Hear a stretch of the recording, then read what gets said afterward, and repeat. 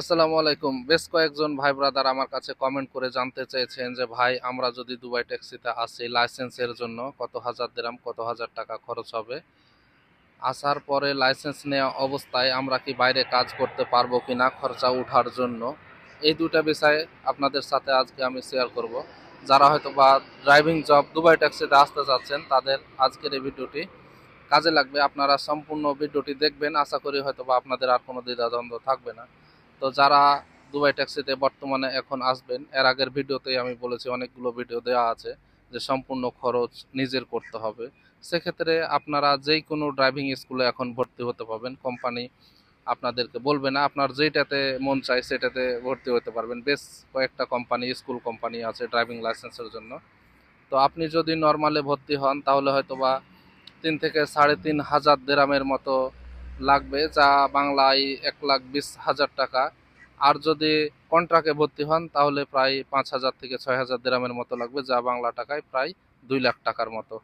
তো নরমালে যদি ভর্তি হন, আপনার যদি আত্মবিশ্বাস থাকে, আপনার মোটামুটি এক্সপিরিয়েন্স থাকে, আপনার ভিতরে ভয় না থাকে যে আমি লাইসেন্স নিতে পারবো, ফেল করব না, তাহলে আপনার ওই ৩,৫০০ টাকার মধ্যেই হয়ে যাবে, দিরহামের মধ্যেই হয়ে যাবে আশা করা যায়। আর যদি আপনি ভয় খান, গাড়ি ঠিক মতো না চালাতে পারেন, অথবা এখানে যে থিওরি টেস্টগুলো আছে এগুলো হয়তোবা ফেল করেন, তাহলে হয়তোবা প্রতি ফেলে যোগ করতে হবে টাকা। যেমন থিওরি টেস্টে একরকম যোগ করতে হয়, final road test, parking test এগুলোতে একরকম যোগ করতে হয়। তো আমি মনে করি যে নর্মালে ভর্তি হওয়াটাই ভালো।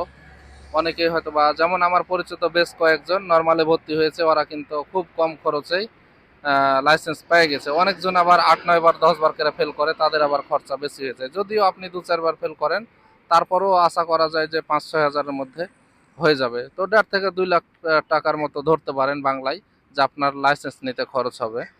আর হয়তোবা যারা জানতে চাচ্ছেন যে এখানে লাইসেন্স নেওয়া অবস্থায়, ক্লাস করা অবস্থায় বাইরে কাজ করা যাবে কিনা, আপনারা জানেন যে এখন দুবাইতে বিশেষ করে যে প্রচুর পরিমাণে কড়াকড়ি, আপনারা বাইরে কাজ করতে পারবেন, কাজ আছে কিন্তু রিস্কও আছে। আপনার আইডি হচ্ছে দুবাই ট্যাক্সির, আপনি বাইরের অন্য কোনো কোম্পানিতে যখন কাজ করবেন সেই অবস্থায় যদি আপনাকে সিআইডি অথবা পুলিশ ধরে, আপনার অসুবিধা হবে, আপনাকে নিয়ে যাবে। কোম্পানি আপনাকে কোনো প্রকারে কোনো হেল্প করবে না, দেশে পাঠিয়ে দিবে। যদিও কাজ করেন দেখে শুনে, একটু বুঝে শুনে ভিতরের যেগুলো কাজ সেগুলো করতে পারবেন, এখানে কাজের অভাব নাই। তো এইভাবে কাজ করতে হবে। তবে আপনাদেরকে কাজ করতেও বলবো না, নাও বলবো না। কারণ যেই জায়গাতে আপনাদেরকে কোম্পানি রাখবে সেখানেই আপনি কাজ পাবেন। অনেকজন কাজ করে।